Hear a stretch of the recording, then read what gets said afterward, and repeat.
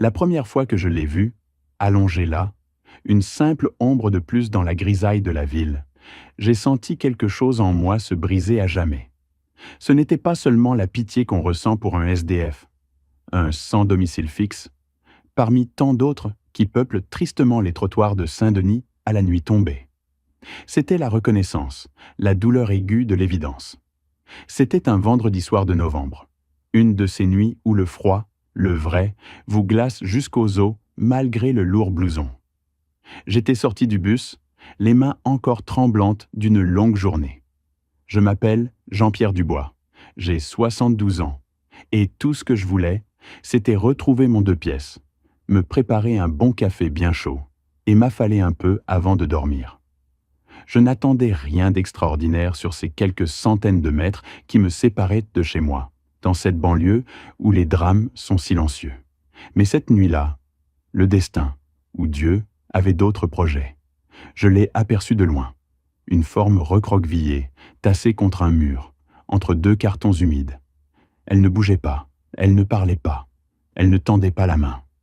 Au début, j'ai vraiment cru à une énième personne démunie. Mais quelque chose m'a forcé à regarder une seconde fois.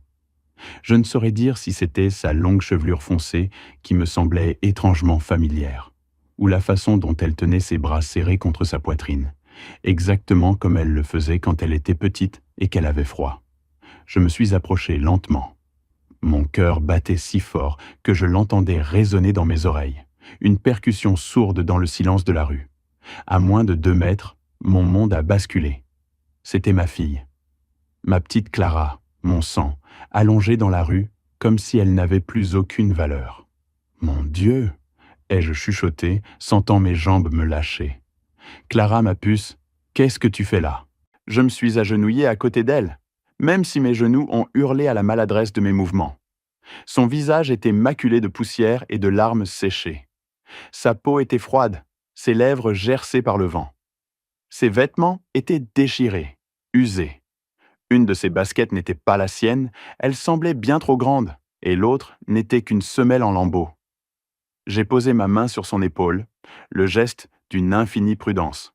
« Mon amour, réveille-toi s'il te plaît. » Elle a ouvert les yeux lentement, comme si elle luttait pour se souvenir d'où elle venait, de qui elle était. Lorsque son regard s'est posé sur moi, j'ai vu un mélange de surprise, de honte et de soulagement traverser ses traits. « Papa » a-t-elle murmuré d'une voix cassée. Je ne pouvais pas parler. Ma gorge s'est nouée d'une manière que je n'avais jamais ressentie de ma vie. Je l'ai juste prise par les bras et je l'ai serrée contre moi, très fort. Elle a éclaté en sanglots sur ma poitrine, faible, épuisée, comme si elle n'avait pas pleuré depuis des années. Mes mains tremblaient en lui caressant les cheveux, essayant de comprendre comment ma fille, celle que j'avais élevée avec tant d'amour, pouvait dormir à la belle étoile comme une étrangère abandonnée par le monde. « Lève-toi, ma chérie », ai-je finalement réussi à articuler d'une voix rauque. « On rentre tout de suite. Tu ne restes pas ici une seconde de plus. » Elle a tremblé en essayant de se lever. Nous avons dû le faire petit à petit, s'appuyant sur moi comme elle le faisait enfant quand elle avait peur de marcher seule les soirs d'orage. Son corps était si léger que cela m'a effrayé. Depuis combien de temps n'avait-elle pas mangé correctement? Combien de nuits avait-elle dormi ainsi, exposée au froid, au danger, à l'indifférence des gens? « Papa » a-t-elle redit, presque dans un murmure. « Antoine m'a laissé sans rien. » Sa voix s'est brisée en prononçant cette phrase. Et j'ai tout compris. Je n'avais pas besoin d'en entendre davantage pour savoir de qui elle parlait. Son mari, Antoine Moreau, ce même homme que je n'avais jamais vraiment approuvé, celui qu'elle avait tant de fois défendu, celui qui l'avait convaincu que j'étais trop protecteur, celui qui avait promis de prendre soin d'elle et qui l'avait détruite. Mais ce n'était pas le moment de poser des questions. Ce n'était pas le moment de la culpabilité. C'était le moment de la ramener à la maison et de la protéger. Je l'ai aidée à parcourir les quelques pâtés de maison jusqu'à mon petit appartement. Chaque pas semblait peser une tonne. Elle pleurait en silence. Moi aussi, bien que je ne l'ai pas laissé le voir. Une fois à l'intérieur, je l'ai enveloppée dans une couverture chaude et l'ai assise sur le canapé. Je lui ai préparé une soupe chaude, la même recette que je lui faisais toujours quand elle était malade enfant. Elle a à peine pris quelques cuillerées avant de s'endormir, vaincue par l'épuisement. Je suis resté à la regarder longtemps. Ma fille, celle qui rêvait autrefois de fonder une famille, était là, anéantie, brisée, dépouillée de tout par l'homme qui avait juré de l'aimer. Et alors, la rage m'a envahi. Une rage épaisse, profonde, comme un feu qui grandissait dans ma poitrine, mais aussi une douleur qui me faisait trembler. En la regardant dormir, j'ai compris que je ne pouvais pas rester sans rien faire. Pas cette fois, pas après avoir vu ce que j'avais vu. Je devais agir. Je devais affronter cet homme. Je devais reprendre ce qu'il lui avait volé. Pendant que je me préparais une tasse de thé pour rester éveillé, mon esprit a commencé à échafauder un plan. Un plan qui n'avait rien à voir avec la violence physique, mais avec la dignité, avec la justice, avec l'amour paternel. Tout ce qu'il n'avait jamais eu pour elle. Et tandis que l'horloge sonnait 3 heures du matin, j'ai pris mon téléphone et cherché l'adresse du nouvel appartement où il vivait avec sa maîtresse, Sophie. Le Clos des Tilleuls, à Neuilly-sur-Seine. Là, dans un immeuble de standing, entouré de luxe qui ne lui appartenait pas vraiment, dormait paisiblement l'homme qui avait laissé ma fille dormir dans la rue. Assis à côté de Clara endormie, j'ai décidé que le lendemain, j'irais le trouver. Je ne savais pas exactement ce que je ferais quand il ouvrirait la porte, mais je savais une chose.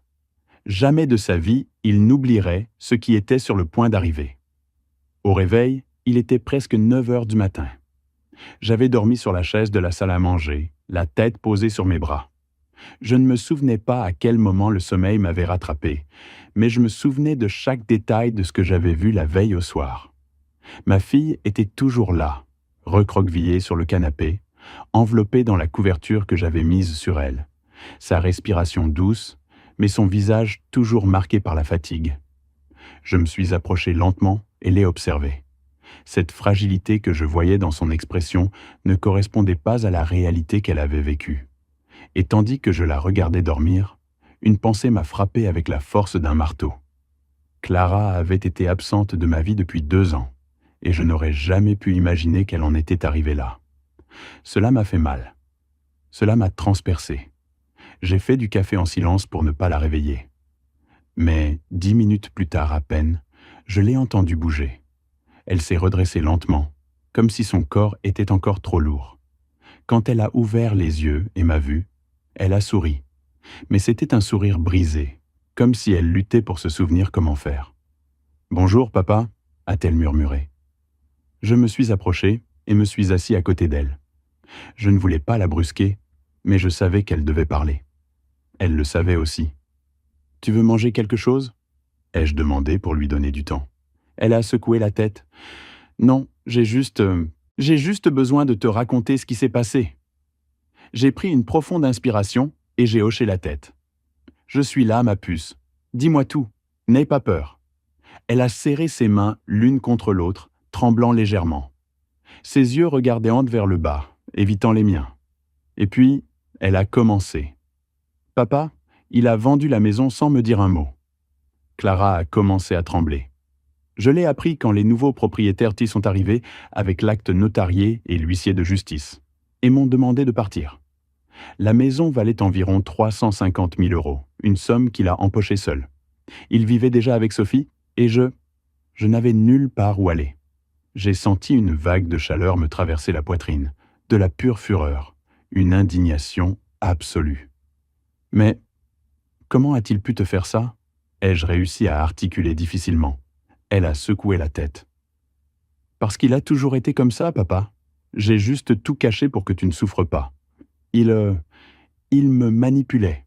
Il me faisait croire que si je te disais quelque chose, ça allait te provoquer une crise cardiaque, que tu ne supporterais pas, qu'il valait mieux te laisser tranquille. » J'ai écouté en silence, sentant mon cœur se serrer. « Mais ce n'est pas le pire, » a-t-elle poursuivi, et sa voix s'est brisée. Quand il est parti avec Sophie, il m'a laissé sans un sou.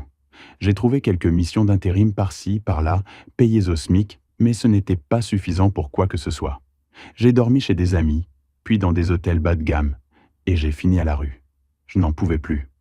J'ai pris sa main. Elle était glaciale, mais sa douleur, elle, brûlait. « Pourquoi tu n'es pas rentré à la maison ?» ai-je demandé presque dans un murmure. Elle a recommencé à pleurer. Parce que j'avais honte, papa. Honte que tu me vois comme ça, vaincu. Et parce qu'il n'arrêtait pas de me répéter que tu serais mieux sans moi, que j'étais un fardeau, que si je revenais, je gâcherais ta vie. Je l'ai cru. J'ai été bête. J'ai soulevé doucement son visage pour qu'elle me regarde dans les yeux. Écoute-moi bien, lui ai-je dit d'une voix ferme, mais tremblante d'émotion. Jamais, jamais tu n'as été un fardeau. Tu es ma fille, ma famille, mon sang.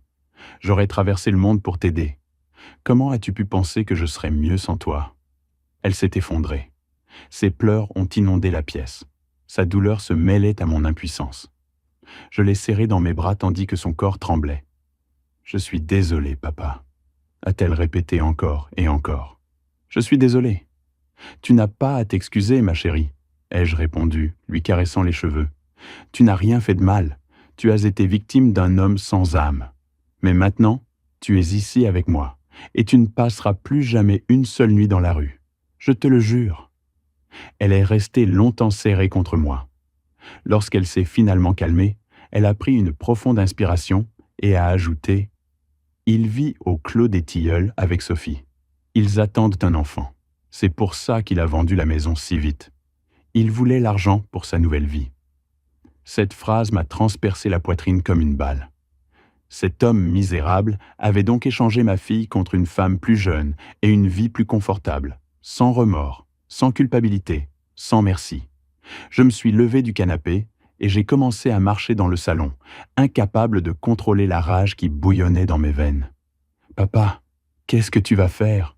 a demandé Clara, inquiète. Je me suis arrêté. Je l'ai fixé. J'ai senti mes mains se crisper en poing. « Je vais faire ce que j'aurais dû faire il y a longtemps, » ai-je dit d'une voix profonde. « Je vais aller lui parler. » Elle a ouvert de grands yeux de peur. « Papa, non, s'il te plaît. Il est dangereux. Tu ne sais pas de quoi il est capable. » « Et il ne sait pas de quoi je suis capable ?» ai-je rétorqué, sans détourner le regard. Elle a dégluti. « Promets-moi que tu ne vas rien faire de mal. » Je l'ai regardée avec tendresse, mais avec une certitude que je n'avais pas ressentie depuis des années. « Je te promets que je ne ferai rien qui puisse te nuire, mais je ne vais pas laisser l'homme qui t'a détruite continuer à vivre comme si de rien n'était. » Elle a baissé les yeux. Je pense qu'elle a compris que ma décision était irréversible. Je suis allé dans ma chambre, j'ai ouvert le tiroir de mon bureau et j'ai sorti un vieux porte-documents en cuir où je gardais les papiers importants. Je ne savais pas encore ce que j'allais utiliser, mais je savais qu'il me faudrait quelque chose, n'importe quoi, une preuve, une donnée, un indice, car ce que cet homme avait fait ne pouvait pas rester impuni. Alors que je fouillais parmi les papiers, j'ai entendu la voix de ma fille. « Papa, merci de m'avoir ramassé hier soir. » Je me suis retourné. Elle était à l'entrée de la pièce avec un sourire fragile, mais sincère. Et ce sourire m'a donné la force dont j'avais besoin. « Clara, » lui ai-je dit d'une voix douce, m'approchant d'elle, « ne pense plus jamais que tu es seule. » Je l'ai serrée dans mes bras une fois de plus. Et ce matin-là, alors que le soleil commençait à peine à percer à travers les immeubles de Saint-Denis, je savais avec certitude que le lendemain, je regarderais dans les yeux l'homme qui avait ruiné sa vie et qu'il n'oublierait jamais ce qui était sur le point d'arriver. J'ai peu dormi cette nuit-là. Presque pas, en fait. Chaque fois que je fermais les yeux, je revoyais le visage de ma fille, sale, fatiguée, vaincue. Et puis, je voyais le visage d'Antoine Moreau, l'homme qu'elle avait appelé Marie pendant tant d'années. Un homme qui l'avait utilisé, trompé et abandonné sans le moindre remords. Je me suis levé avant que le soleil ne soit complètement levé. J'ai fait du café, j'ai mis mon gros blouson et je me suis assis à la table de la cuisine, regardant le porte-documents que j'avais sorti la veille. Je ne savais toujours pas exactement ce que je cherchais, mais quelque chose en moi me disait qu'il y avait là des pièces d'un puzzle que je n'avais pas voulu voir auparavant. Tandis que je passais en revue de vieilles factures, des contrats et une copie de l'acte de mariage de ma fille, j'ai entendu ses pas légers derrière moi. Elle s'est approchée avec une expression mêlant honte et soulagement. « Bonjour, papa », a-t-elle murmuré. « Bonjour, ma chérie. Tu as pu te reposer ?» Elle a hoché la tête, bien que ses yeux disent autre chose. « J'ai mieux dormi que depuis des années », a-t-elle avoué, et cela m'a déchiré l'âme. Je lui ai versé une tasse de café bien chaud, et nous nous sommes assis face à face. La lumière du matin entrait par la fenêtre et éclairait son visage. C'était comme revoir le reflet de la petite fille que je portais autrefois sur mes épaules pour l'emmener au jardin des Tuileries, celle qui me demandait des histoires avant de dormir, la même qui avait promis de m'appeler tous les jours lorsqu'elle est partie vivre avec Antoine. Mais la vie avait été cruelle avec elle, trop cruelle. « Clara », ai-je dit d'une voix ferme, « j'ai besoin que tu me racontes tout ce dont tu te souviens. Tout, même ce que tu penses être sans importance. » Elle s'est mordu la lèvre inférieure, hésitante. Puis elle a pris une profonde inspiration et a hoché la tête. « D'accord, papa, je vais tout te dire. » Elle s'est installée sur la chaise, comme si elle se préparait à ouvrir une boîte pleine de souvenirs douloureux. « Il a commencé à changer bien avant de partir avec Sophie, » a-t-elle commencé. Au début, je pensais qu'il était stressé par son travail dans la finance, mais non. Il avait déjà une relation avec cette femme. J'étais la stupide qui ne voulait pas le voir. « Tu n'es pas stupide ?» l'ai-je interrompu doucement. Elle a continué, ignorant mon commentaire. Un jour, il est arrivé furieux et m'a dit que la maison devait être mise à son nom. Il a hurlé. Il m'a insulté et j'ai accepté. Je ne sais toujours pas pourquoi je l'ai fait. Peut-être que j'étais fatigué, ou peut-être que j'avais peur de me retrouver seul. J'ai serré les poings sur la table. « Et quand a-t-il vendu la maison ?»« 1 mois plus tard ?» a-t-elle répondu, baissant le regard. « Il m'a dit que la vente était pour un projet d'investissement, mais je n'ai pas vu un seul centime. Quand je lui ai demandé, il m'a crié que ce n'était pas mes affaires. Puis il a disparu pendant 2 jours, et quand il est revenu, il préparait déjà son départ avec Sophie. Ma respiration est devenue lourde. Et personne ne t'a aidé? Pas d'avocat? Pas d'amis? Il m'a convaincu que si je le dénonçais, il pourrait dire que j'étais instable mentalement et que je perdrais tout droit. Il m'a même dit qu'il pouvait me retirer mon nom de famille, l'effacer. Il m'a terrorisé, papa. J'ai ressenti quelque chose que je ne pouvais pas décrire. Ce n'était pas seulement de la rage. C'était une douleur ancienne, profonde, presque primitive, comme si l'injustice commise contre ma fille s'était enfoncée dans ma propre chair. Je me suis levé de ma chaise, poussé par le besoin de marcher. « Papa, à quoi penses-tu » a-t-elle demandé, inquiète. « Je pense, » ai-je dit, le cœur battant la chamade, « que cet homme va payer pour tout ce qu'il t'a fait, que je vais le regarder dans les yeux et lui rappeler qui je suis, et que je ne le laisserai plus jamais détruire ta vie. Plus jamais. » Elle est restée silencieuse. Puis, lentement, elle a parlé. « Papa, j'ai peur. » Je me suis retourné et l'ai regardé avec tendresse. « Tu n'as pas à avoir peur, pas tant que je suis en vie. » Elle s'est levée et m'a serré dans ses bras. Son corps tremblait, le mien aussi. Nous étions 2 âmes blessées, cherchant force l'une dans l'autre. Quand elle s'est éloignée, elle est allée à son sac et en a sorti une enveloppe froissée et presque déchirée. « J'ai trouvé ça il y a longtemps, » a-t-elle dit. « Il ne sait pas que je l'ai. Je l'ai gardé sans savoir pourquoi, mais peut-être que ça te sera utile. » Je l'ai prise dans mes mains. J'ai ouvert l'enveloppe avec précaution. À l'intérieur se trouvaient des copies d'emails imprimés, des bouts de contrats, des messages SMS, tous liés à la vente de la maison. Il y avait des mouvements bancaires suspects, des dépôts sur des comptes inconnus. Et une chose qui a attiré mon attention. Un message de Sophie lui disant « Vends-la maintenant. On a besoin de conclure pour l'appartement du Clos des Tilleuls. » J'ai posé mes mains sur la table. J'ai senti que tout s'imbriquait.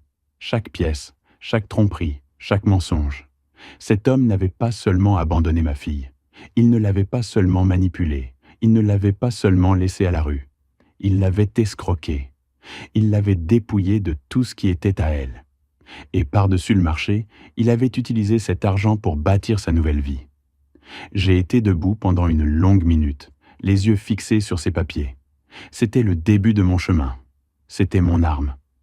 C'était la porte pour détruire ce qu'il avait construit. J'ai rendu les papiers à ma fille et lui ai caressé le visage. « Ma chérie, merci de me faire confiance. » Elle a souri faiblement. « Qu'est-ce que tu vas faire avec ça, papa ?» J'ai pris une inspiration. « Je vais obtenir justice, mais pas avec des coups, pas avec la violence. Je vais le faire comme il se doit, avec intelligence, avec stratégie et avec calme. J'ai fait un pas vers la fenêtre et j'ai regardé dehors. Aujourd'hui, je n'irai pas encore le voir, ai-je ajouté. Pas tant que je n'aurai pas tout ce dont j'ai besoin. Mais bientôt, très bientôt, il saura ce que c'est que d'affronter un père qui a vu sa fille souffrir. Elle s'est approchée, a posé sa tête sur mon épaule et a murmuré « Papa, j'ai peur qu'il te fasse du mal. » Mes mains se sont fermées en poing. Le plan était né, j'ai passé la matinée à éplucher chaque document que ma fille avait conservé dans cette enveloppe froissée. C'étaient des pièces éparses, des fragments d'un puzzle qui commençaient enfin à montrer une image claire. Mais je savais que si je voulais démasquer cet homme, je ne pouvais pas me contenter de vagues papiers et de simples soupçons. J'avais besoin de preuves solides, de témoins, de détails, et de connaître de près la vie factice qu'il avait bâtie sur la souffrance de ma fille. À 15 heures, j'ai pris mon manteau, j'ai rangé les documents dans mon porte-documents et je suis sorti. Clara faisait une sieste profonde. Son corps avait besoin de repos, son âme aussi. Je ne voulais pas la réveiller. Je lui ai laissé une note sur la table. « Clara, je suis sorti régler quelques affaires. Je reviens vite. Repose-toi, papa. » Tandis que je marchais vers l'arrêt de bus, je ressentais un mélange d'angoisse et de détermination. Je ne savais pas exactement ce que j'allais trouver au Clos des Tilleuls, mais je savais que je ne rentrerais pas chez moi avant d'avoir suffisamment d'informations pour passer à l'étape suivante. Le trajet a été long. L'immeuble se trouvait dans un quartier très chic de l'ouest parisien, à Neuilly-sur-Seine, très loin de Saint-Denis où nous vivions. Je me souviens que tandis que le bus avançait, je voyais des hôtels particuliers, des voitures de luxe et des gens arborant des sourires de supériorité, comme si la vie n'avait jamais osé être cruelle avec eux. Je me suis demandé combien de vies mon ex-gendre avait écrasé pour arriver à cet endroit. Combien de mensonges il avait débités, combien de dégâts il avait causés. Quand je suis descendu du bus, l'immeuble est apparu juste devant moi. Il était imposant, une construction moderne avec une façade de verre, des jardins impeccables et un portail de sécurité qui ressemblait davantage à une forteresse. Le contraste avec l'endroit où j'avais trouvé ma fille était violent. C'était obscène, c'était insultant. J'ai marché vers l'entrée d'un pas ferme, même si à l'intérieur, je portais un océan d'émotions. Un gardien s'est approché immédiatement. « Bonjour, monsieur. Qui visitez-vous » a-t-il demandé d'un ton poli mais distant. « Je suis là pour voir Antoine Moreau. » Ai-je répondu en utilisant le nom de mon ex-gendre, sentant ma voix prendre un ton que je ne lui connaissais pas. Le gardien a vérifié une liste sur une tablette. « Votre nom » Je lui ai donné mon nom complet. Jean-Pierre Dubois. J'ai attendu. Le gardien a froncé les sourcils. « Vous n'êtes enregistré pour aucune visite. » Évidemment que non, ai-je pensé. Cet homme n'aurait même pas permis à mes souvenirs d'approcher de sa nouvelle vie. J'ai juste besoin de lui laisser quelques documents, ai-je dit, gardant mon sang-froid. Ils sont importants. Je peux attendre dans le hall. Le gardien a hésité. Il m'a regardé de haut en bas. Je ne devais pas donner l'impression d'être dangereux. J'étais un homme de 72 ans avec un porte-document à la main. Après quelques secondes, il a hoché la tête. « D'accord, mais vous ne pouvez pas monter sans autorisation. Attendez ici. » Je suis entré dans le hall. L'air froid et parfumé m'a frappé au visage. Il y avait des fauteuils luxueux, des sols brillants, des luminaires modernes, tout ce que ma fille avait perdu. Je me suis assis, j'ai pris une profonde inspiration et j'ai observé les gens qui entraient et sortaient. Jeune couple d'entrepreneurs, une femme enceinte, tous avec des vies parfaites, ou du moins des vies sans l'enfer qu'avait vécu ma fille. 15 minutes plus tard, j'ai entendu une voix familière. Ce n'était pas celle de mon ex-gendre. C'était une voix de femme. « Vous êtes le père de Clara ?» Je me suis retourné. C'était une voisine. Je l'ai su immédiatement. Elle portait un sac de course, vêtue de vêtements élégants, et avait cette expression de quelqu'un qui en sait trop, mais qui ne sait pas si elle doit parler. « Oui », ai-je répondu en me levant. « Je suis son père. » Elle a regardé de côté, comme si elle craignait d'être entendue. « Je l'ai vu il y a longtemps, » a-t-elle dit en baissant la voix, « avant qu'il ne la laisse. Votre fille venait souvent ici en pleurant. Il lui criait dessus devant tout le monde. Une fois, il l'a même poussée dans le couloir. Mon cœur s'est arrêté. Il l'a poussée ? Ai-je demandé, sentant une vague de fureur. Oui, a-t-elle dit en fronçant les sourcils. J'ai signalé cela à la copropriété, mais il a dit qu'elle avait juste trébuché. Et comme il est ami avec le syndic, enfin, vous savez comment ça marche. Je ne savais pas si je devais la remercier ou pleurer. Ma fille avait souffert plus que je ne l'imaginais. Et savez-vous s'il vit ici avec elle ? Avec Sophie ? Ai-je demandé. La voisine a baissé le regard. Oui, elle est venue vivre ici avant même qu'il ne se sépare de votre fille. Beaucoup de gens le savaient. Tout était un secret de Polichinelle. J'ai perdu mon souffle pendant un instant. La tromperie avait été plus profonde et plus éhontée que je ne le pensais. La femme s'est approchée un peu. « Votre fille ne méritait pas ça », a-t-elle dit fermement. « Personne ne mérite ça, mais lui, il se croit intouchable. » Intouchable. Ce mot a résonné dans ma poitrine. « Merci », ai-je répondu d'une voix basse, mais ferme. « Merci de m'avoir dit ça. » Elle a hoché la tête et s'est éloignée, me laissant seule avec des pensées qui n'étaient plus des pensées. C'était des feux. C'était des couteaux. C'était des décisions. J'ai regardé l'ascenseur. Je savais que je ne pouvais pas monter. Je savais qu'aujourd'hui, je ne pouvais pas encore l'affronter. Mais j'avais besoin de voir plus. Alors j'ai quitté l'immeuble et j'ai fait le tour de la structure, cherchant des signes de sa vie de l'extérieur. Et il était là, au balcon du 4e étage. Antoine Moreau. Il riait, un verre à la main, riait comme si la vie lui appartenait, comme s'il n'avait jamais fait de mal à personne. Et à ses côtés se trouvait sa maîtresse, Sophie, la femme pour qui il avait détruit ma fille, le ventre déjà bien arrondi. Il y avait de la musique, il y avait la fête, il y avait le bonheur. J'ai senti quelque chose en moi se déchirer, car pendant qu'ils célébraient leur nouvelle vie, ma fille dormait dans ma maison après avoir vécu dans la rue. Je n'ai pas bougé. Je l'ai juste regardé jusqu'à ce qu'il rentre dans l'appartement, sans imaginer que d'en bas, l'homme qu'il n'aurait jamais dû mépriser le regardait. Ce jour-là, en m'éloignant de l'immeuble, j'ai tout compris. Je n'allais pas le frapper. Je n'allais pas l'insulter. Je n'allais pas l'affronter comme un vieil homme furieux. J'allais le détruire avec le même calme avec lequel il avait détruit ma fille. Mais, contrairement à lui, la mienne ne serait pas de la lâcheté. Ce serait la justice. Je suis rentré lentement chez moi, le porte-document serré contre ma poitrine et l'esprit plein d'images que je ne pouvais pas effacer. Chaque pas me semblait plus lourd que le précédent.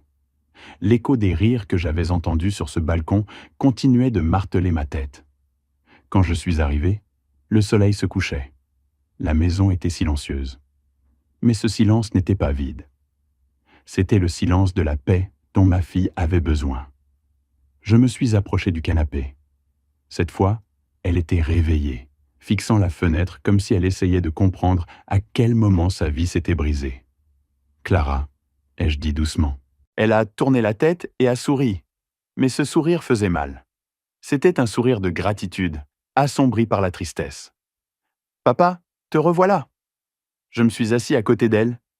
Il y a eu un long silence entre nous, un de ceux qui parlent d'eux-mêmes. Elle savait que j'étais allé au Clos des Tilleuls. Je savais qu'elle voulait demander, mais aucun de nous n'a parlé tout de suite. Finalement, j'ai pris une profonde inspiration. « Je l'ai vu », ai-je dit. Elle a tendu les épaules. « Lui ?» ?»« Oui, lui et elle. » Elle a détourné le regard et a pincé les lèvres, comme si elle voulait que cette conversation se termine rapidement.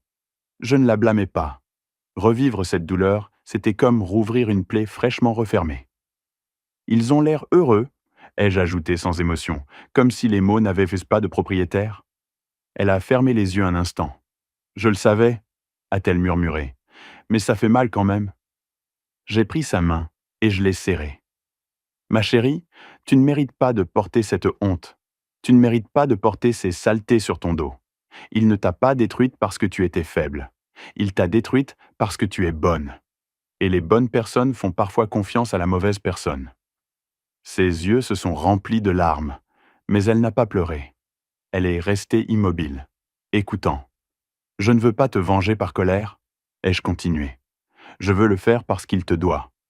Parce qu'il t'a arraché ta maison, ta dignité, ta tranquillité d'esprit, et parce que moi, en tant que ton père, je ne mourrai pas sans m'assurer que tu retrouves ta vie. » Ses lèvres ont tremblé.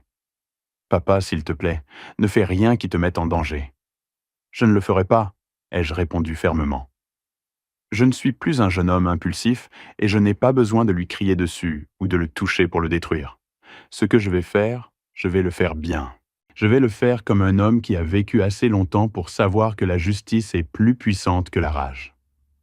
Elle est restée à me regarder longtemps, comme si elle essayait de se reconnaître dans mes mots, ou peut-être d'y reconnaître le père qu'elle avait cru invincible autrefois. « Papa, je t'aime », a-t-elle dit, se brisant un peu. Je l'ai serré dans mes bras, une étreinte longue, sincère, de celle qui répare l'âme. J'ai senti ses larmes sur mon épaule, et j'ai pensé que même si le monde avait été cruel avec elle, je ne permettrais plus jamais qu'il la piétine. Quand elle s'est calmée, je l'ai aidée à se lever. Elle a marché vers sa chambre d'un pas lent, mais plus assuré que la veille. Je suis resté seul dans le salon. J'ai regardé le porte-documents sur la table, les documents, les messages, les preuves de la trahison. Et là, dans ce silence lourd, j'ai senti la clarté que j'attendais depuis l'instant où je l'avais trouvé dormant dans la rue. Ce n'était plus seulement de la douleur. Ce n'était plus seulement de la rage. C'était un but si solide qu'il semblait faire partie de mon propre corps. Je me suis approché de la fenêtre. La nuit était tombée. Les lampadaires éclairaient la solitude de mon foyer. J'ai pensé à ma fille, dormant en sécurité, sous un toit à nouveau. J'ai pensé à l'homme qui l'avait détruite et qui vivait maintenant comme un roi. J'ai pensé à la femme qui l'accompagnait, à sa grossesse, à la vie parfaite qu'ils avaient construite sur des mensonges. Et sans m'en rendre compte, j'ai parlé à voix basse. « Demain, je commence. » J'ai pris le porte-document et l'ai ouvert une fois de plus. Chaque document était une graine de vérité. Chaque message était une faille. Chaque signature, chaque date, chaque conversation imprimée était un couteau que je pouvais enfoncer avec une précision chirurgicale. Je n'avais pas besoin de violence. Je n'avais pas besoin de menaces.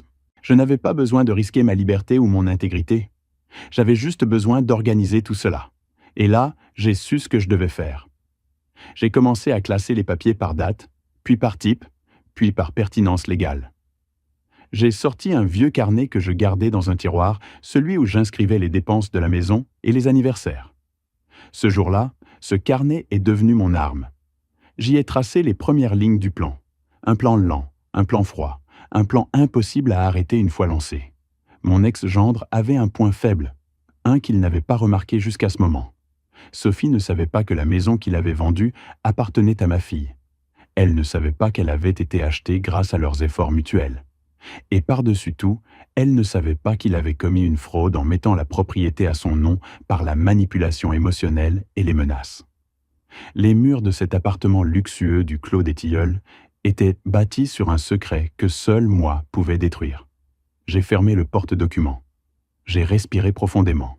J'ai regardé l'horloge. 22 heures. Ma fille dormait paisiblement dans sa chambre. Moi, en revanche, j'étais éveillé. Plus éveillé qu'à n'importe quel autre moment de ma vie, car je savais quelque chose avec une certitude absolue. Demain serait le début de la fin pour lui, et le début d'une nouvelle vie pour ma fille. J'ai dormi à peine quelques heures, mais je me suis levé avec une clarté que je n'avais pas ressentie depuis des décennies. Le lever du soleil entrait par la fenêtre comme une ligne dorée, fendant l'obscurité de la chambre en deux. Je me suis habillé lentement, avec la solennité de quelqu'un qui se prépare à quelque chose d'inévitable. Je me suis lavé le visage, j'ai peigné mes cheveux gris et je me suis regardé dans le miroir. Je n'ai pas vu un vieil homme. J'ai vu un père. J'ai vu un protecteur. J'ai vu quelqu'un qui en avait assez, que la vie lui prenne ce qu'il aimait. J'ai pris le porte-document avec les preuves et je l'ai mis dans ma mallette en cuir, celle que j'utilisais il y a de nombreuses années quand je travaillais encore. Avant de partir, je suis passé par la chambre de ma fille. Elle dormait profondément, respirant avec un rythme que je n'avais pas entendu depuis son mariage. Je l'ai regardée un instant. J'ai ajusté une couverture sur ses épaules. « Aujourd'hui, je commence à te rendre ta vie. » Ai-je murmuré sans qu'elle m'entende. Je suis parti et j'ai fermé la porte doucement. Le chemin vers le clos des Tilleuls m'a paru différent cette fois. Il n'y avait plus d'angoisse ni de rage incontrôlée, seulement de la détermination. Chaque pas était une déclaration silencieuse. J'arrive pour toi, pour ce que tu as fait, pour ce que tu as détruit. Quand je suis arrivé, le gardien m'a reconnu. Il a pris une profonde inspiration, comme s'il sentait déjà la tempête que j'apportais. « Bonjour, monsieur » a-t-il dit avec une certaine gêne. « Je suis là pour voir Antoine » ai-je répondu sans détour. « Laissez-moi appeler » a-t-il bégayé. « Non » l'ai-je interrompu en le fixant dans les yeux. « N'appelez pas, je monte. » Le gardien a hésité. Il a regardé vers sa guérite. Il a regardé vers l'immeuble. Il savait qu'il ne pouvait pas m'arrêter sans provoquer de problème. Finalement, il a cédé. Il est au 4e étage, appartement 4B.